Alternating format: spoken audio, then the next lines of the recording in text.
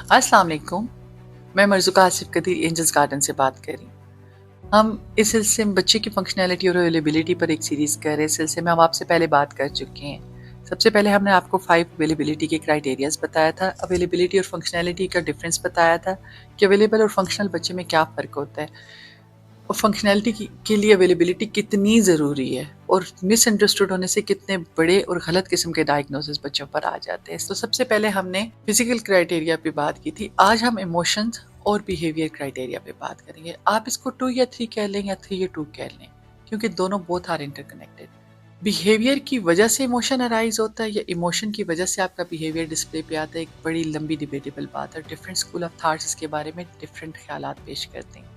कुछ का कहना है कि एनवायरमेंटल इश्यूज या एनवायरमेंटल ट्रिगर्स या एनवायरमेंटल इंसिडेंट्स या इवेंट्स आपके इमोशन को राइज करती हैं, जिसकी वजह से बिहेवियर होता है। और कुछ का कहना है कि बिहेवियर की वजह से आप एनवायरनमेंट में चीज़ भेजते हैं और आपके इमोशनल रिस्पॉन्सेज आते हैं।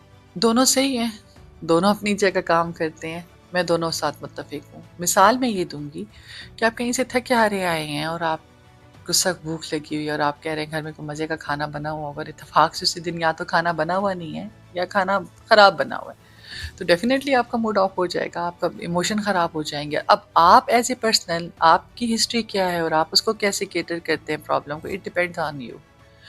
डीएनए आपका क्या है, आपकी तरबियत, आपने इनिशियल 10 ईयर्स कैसे गुजारे हैं, तो आप जो और उस वक्त आप क्या फील कर रहे हैं।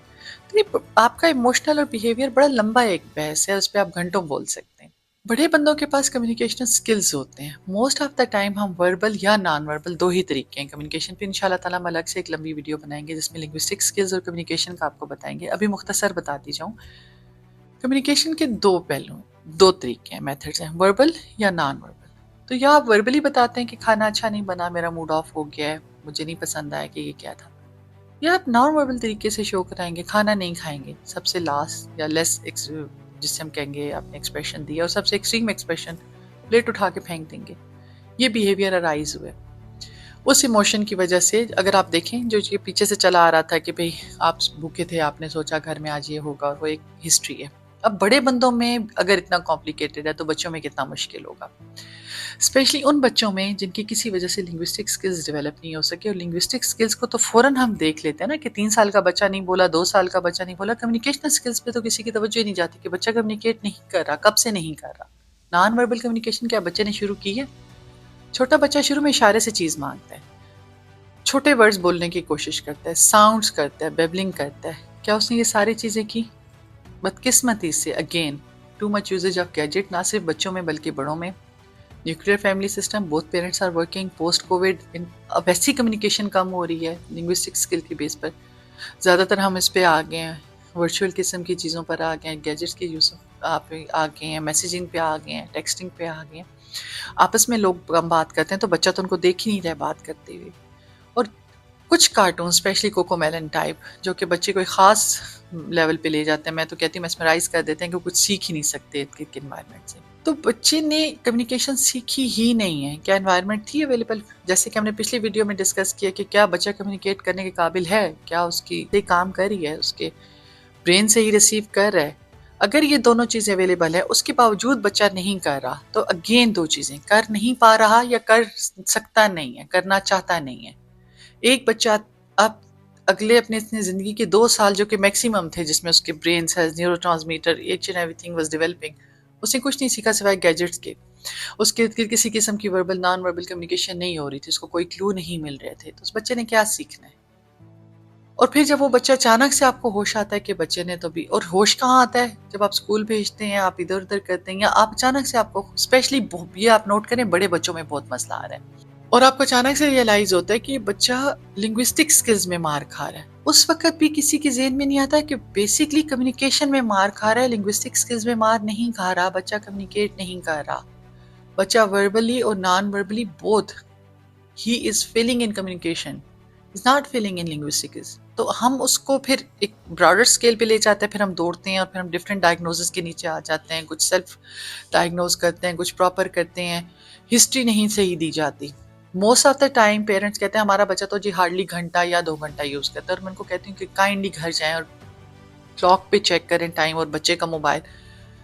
दे वर शॉक्ड समटाइम्स, वो डिनाइल में होता है, उनको लगता एक्चुअल लग रहा होता है कि बच्चे ने सिर्फ 2 घंटे किया, तो जब बड़े हैरानी से बताते हैं कि तो 6-6 7-7 घंटे कम से कम मोबाइल यूज कर रहे हैं। तो उन्होंने तो सीखा ही नहीं एनवायरनमेंट से, वो अलूफ थे, वो तो साइड पे थे, वो कनेक्टेड ही नहीं थे। जब अब एक बच्चा कनेक्टेड नहीं है, आप उसको छेड़ेंगे, आइदर वो बिल्कुल ताल्लुकी शो कराएगा, अगेन एक लंबी डिबेट है, डीएनए स्ट्रक्चर की वजह से, उसके पेरेंट्स कैसे थे, घर का माहौल कैसा था, या वो एक्सट्रीम आपको टेंट्रम शो कराएगा। दो एक्सट्रीम्स पे होगा ना, या इधर चला जाएगा कि बिल्कुल ही अवेलेबल नहीं है, या इधर चला जाएगा कि too much noise, too much tantrum. उसकी वजह होगी कि एनवायरनमेंट, बच्चे को सिखाने वाला कोई नहीं था, और जो चीज़ थी गैजेट, वो हाइपर एक्टिव है। जब उस बच्चे को आप अवेलेबल करने की कोशिश करने के, बल्कि अवेलेबल नहीं, फंक्शनल करने की कोशिश करेंगे और अवेलेबल किए बगैर, तो कितना डेंजरस है। आप बच्चे को डायरेक्ट लिंग्विस्टिक स्किल्स सिखा रहे हैं। मेरे पास जब मैंने शुरू में काम स्टार्ट किया था, तो लोग अपने बच्चे लाए और उसके बाद वो मुझ से ले गए और उन्होंने कहा जी कुछ ने दोबारा कहा कि फलां थेरेपिस्ट ने बोलना सिखा दिया, फलां ने सिखा दिया, you are not able to. उनसे मैं एक जुमला पूछती थी और मैं आज भी पूछती हूँ कि आपके बच्चे ने बोलना सीखा या कम्युनिकेट करना सीखा? और अब वो बच्चे सिर्फ बोलना सीखे, उन्होंने कम्युनिकेशन नहीं सीखे। कुलेलिया कहते हैं बिला मकसद आप वर्ड्स निकाल रहे हैं, आपको पता ही नहीं आप क्यों बोल रहे हैं। वर्ड्स आप कार्ड पे देख के बच्चा पहचान लेता है चीज़, लेकिन रियल लाइफ में नहीं पहचान सकता। तो प्लीज़ सबसे पहले तो कम्युनिकेशन और लिंग्विस्टिक स्किल्स में आप फ़र्क जानिए। नंबर 2, बिहेवियर और इमोशन का ताल्लुक समझिए, और दोनों अलग हैं। इमोशनल हेल्थ या इमोशनल रिस्पॉन्सेज या emotional trigger are totally different than behaviours. कौन किसको जनरेट करे, इनका आपस में इंटर कनेक्शन क्या है, लिंक क्या है, या बड़े आसानी से और बड़ी तफसील से पढ़ सकते हैं, और इंशाल्लाह इस पे हम फ्यूचर में वीडियोस भी बनाएंगे। अगर बच्चा इमोशनली अवेलेबल हो जाएगा, उसके बिहेवियर खुद ब खुद ठीक हो जाएंगे। और इमोशनली अवेलेबल करने के लिए सबसे इंपॉर्टेंट चीज़ कम्युनिकेशन है। प्लीज़ सही बंदे के पास जाएं। हर बच्चा ऑटिस्टिक ADHD नहीं है, हर बच्चा, अब एक नई टर्म आ गया वर्चुअल ऑटिस्टिक नहीं है, सेलेक्टिव म्यूटिज्म। कुछ बच्चे 100% इन्वायरमेंटल एरर्स का शिकार है। Kindly work on them. Proper qualified उस फील्ड के बंदे के पास जाएं, लाजमी क्वालिफिकेशन चेक करें, डिग्री और क्वालिफिकेशन दोनों चीज़ें चेक किया करें। जज़ाकल्लाह खैर। किसी